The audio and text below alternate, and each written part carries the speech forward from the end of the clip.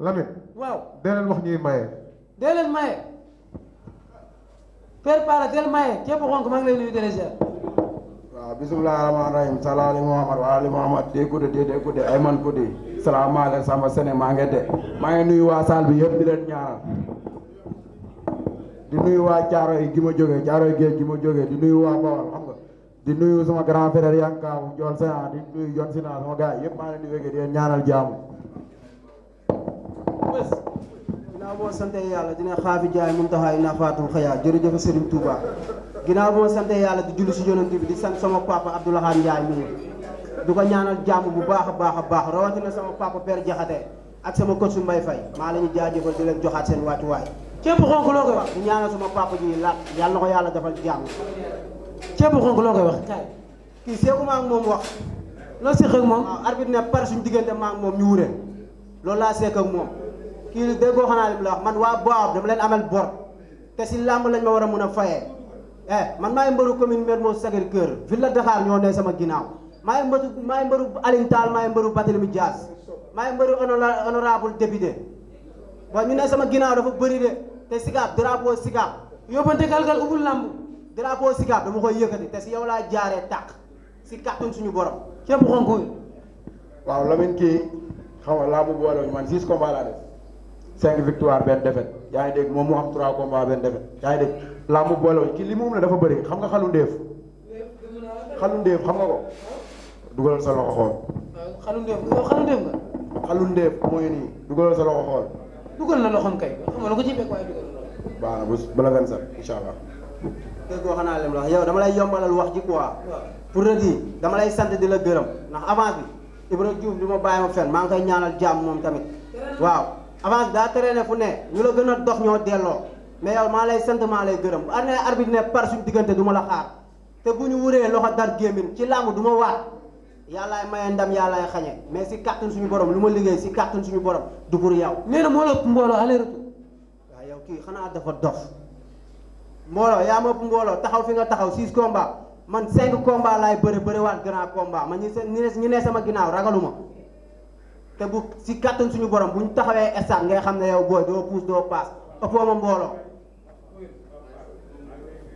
Lamine kii daa baax rek di wax ay top 5 ay lii da nga bëri wax di wax yow bi may ñëw ñëpp nañ ma wax kat ngay dajal maa lay gis si laaj bi fépp ngay xam nga ngay dagg sa yaram xam nga da ngay toog nga daaj yaa ngi dégg man maay borom top 5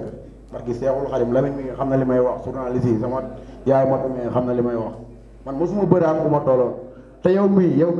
li nga wax léegi da nga sàq mi sama laaj da nga sàq mi sama laaj si yow laa nar a wane sama bopp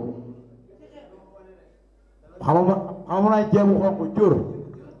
waaw dama bëgg ceebu xonk te ku ne xam na ne ceebu xonk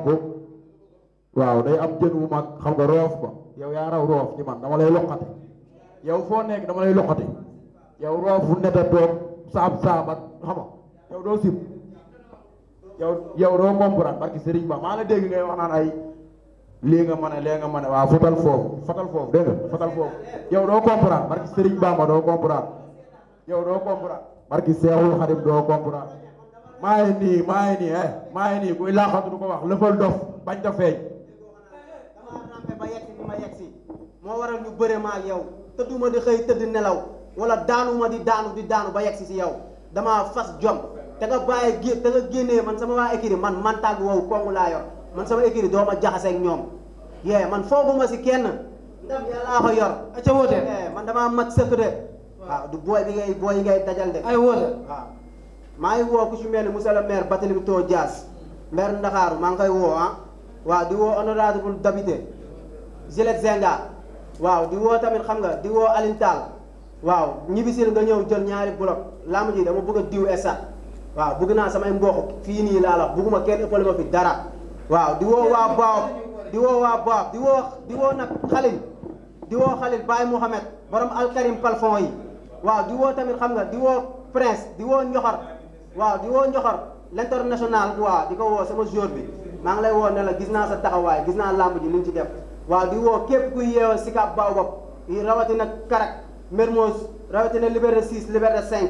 waaw ale boobu yëpp maa ko moom waaw te lamb ci kàttun suñu borom lamb ci kii la may wone quoi jaajëf damay fayee aca wootee waaw Lamine Amadou damay woo waa Caaroy gi ma jógee waa Caaroy géej xam nga di woo sama mafia bi foofu yëpp ku si mel ni ñoom mafia bi laa bi xam nga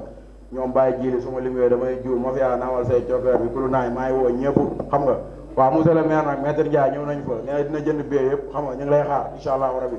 xam nga di woo waa Bawol géewu di woo waa Bawol sama dëkk di woo sama grand Dagalo Abdoulaye Diouf xam nga